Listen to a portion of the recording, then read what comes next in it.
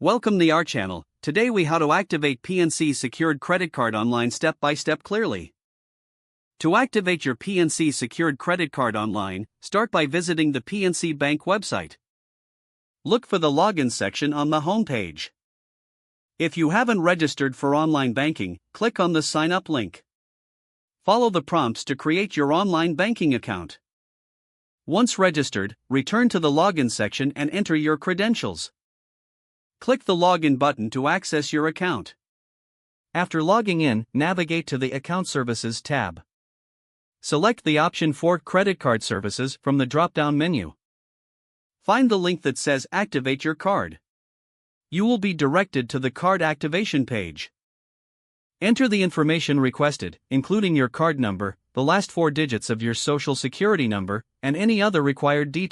Follow the on-screen instructions to verify your identity. Review the terms and conditions presented to you. Once you have agreed, proceed to submit your activation request. You should receive a confirmation that your card has been activated. If you encounter any issues, consider contacting PNC customer service for assistance. If the page does not load, refresh the browser or try again in a private or incognito window. Make sure you are using the correct email address, then retype it carefully to avoid small typos. If your password is not accepted, use the reset option and create a new strong password you can remember.